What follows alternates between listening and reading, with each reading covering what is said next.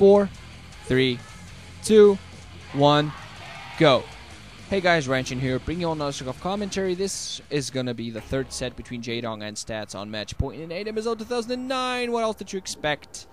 Did you expect me to do anything else? Well, I do have a life, but StarCraft is my life now, and all of you guys, you might have a life, but you're watching StarCraft, you know who you are. You're not out there living the life, you're at home, might be with some friends. Hopefully you're with some friends. I've actually experienced that watching StarCraft with a friend is actually quite a bit more fun.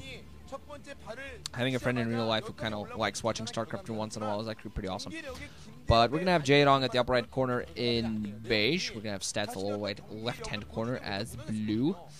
And, you know, you might all have a life there out there, but every once in a while you just want to come sit in front of your computers, or if you're lucky enough to kind of do the little technology thing that you might do and put your computer, hook it up to your TV and watch StarCraft on your TV, then you might, on that, you might watch Jaedong go out and, you know, assimilate players like Stats. Just not beat, just freaking assimilate. Like, you are part of my brood now. The tyrant brood. It is currently the greatest brood ever. Yeah, Stats, pretty bad position overall. After that massive thrashing by Jaedong, I mean, think about the timing that goes into that. Just absolutely insane on all counts. Catching him off guard completely. He's meanwhile going to go out there with his initial probe, going to go out there harass, try to be a little bit annoying. Might even delay the natural expansion if he does it properly. But he's taking quite a few hits, so he actually might not want to engage a drone in full-on battle.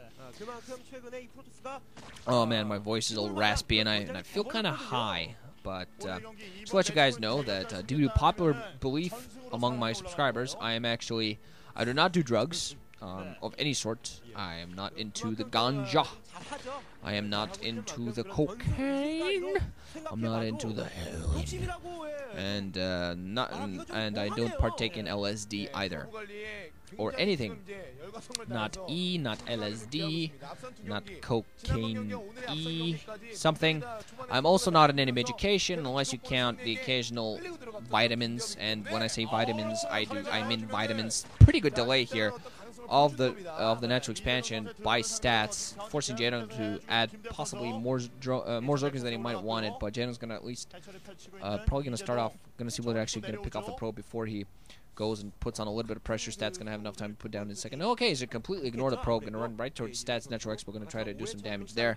But yeah, I'm also, yeah, the only medication I ever take is vitamins, and I do mean vitamins, not amphetamines, vitamins, just all vit stuff. And Icelandic fish oil, which is just a good source of vitamin D. Basically, a good natural source of vitamin D. If you don't eat a lot of fish in your life, it's good for you. Jaedong gonna go for it here, try to run it in, but Probe's doing a decent block. Oh, Probe running into the right side a little bit, but only 2 zerglings managed to get through, and one of them heavily damaged. So Stats should have a pretty easy time fighting this back. If it's 3 to 4 zerglings, then you might be in trouble. 2 zerglings might pick off a probe, but especially at the hands of Jaedong, but usually they shouldn't manage to do too much.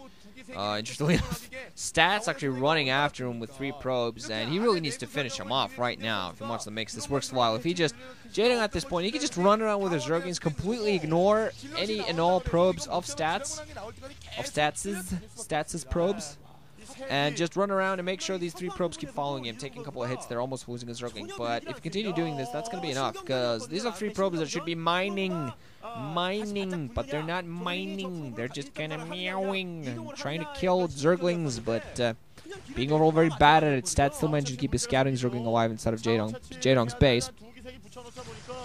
But, ooh, he's going to lose a probe. Stats is going to lose a probe to his zerglings. But overall, Stats being, you know, getting a decent scout, but Jaedong being very annoying, and honestly I feel pulling those 3 probes off the line not what you want to do. Just keep the probes on the mineral lines, you know, when zerglings come in, especially when it's only 2 zerglings. They come in for the kill, you just kind of counterattack, and might lose a probe in the process, but he lost the probe anyway, and he had a lot of loss of mining. So, in the end, you tell me what's worth it. Jaedong getting his lair up, and also actually getting a base at the lower right-hand position already up at this point. Still has a Zerg inside, getting the full scout. Not going to manage to do much damage. Also, some damage could be put up by stats so that Zerg can't run behind the mineral lines. Getting a second simulator up. Stargate, I'm going to go and do some harassment. Might actually produce a few more Corsairs this time, especially if Jaedong's going to kind of switch things up a bit and go for Corsairs. Probe at the lower right hand, spotting that. So stats pretty on target with this spotting this time. I expect him to play a little bit safer, probably getting some cannons up to protect his nat and his main, just in case Jaedong does go for Mutas again. And I feel this was all part of Jaedong's strategy, that if that it is indeed what happens, probably what Jaedong had in mind. But Jaedong, you got to think about the strategy he had the last time. Is going to pick off the scouting probe with Zerging speed. You got to think about what he went for. Went for Mutas and completely caught stats off guard, picked off a lot of his economy, a lot of probes, picked off a lot of his High Templar, and knowing that getting all of those Mutalisks, and to counter that with no cannons and no Archons in play, stats would go very heavy on the goons. And he did that, and once he saw that was coming, and because he knew that all that situation was going on, I'm saying that too much there, but because of the damage he did, he also knew that the Observatory would be heavily delayed, especially due to those High Templars out, and with all the damage he did, the Observatory is going to be very heavily delayed, so he just went for a few lurkers to defend, to kind of get some map control, make sure that stats can't move out and do any sort of economic damage, but that's what he did. And then he followed it up with getting Zerglings. He went for Hive, got the crack upgrade for his Zerglings, and that was it. Didn't even have the followers in play by the end, I think.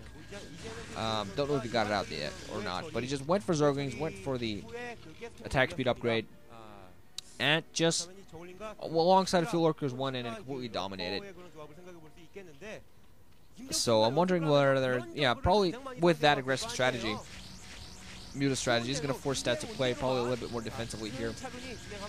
Does have an occasional Corsair this time around. Going to pick off that Overlord. Scourge out in the field for Jaedong, though. He's not going to be able to get those Corsair simply due to the cannons in there. A few more gateways.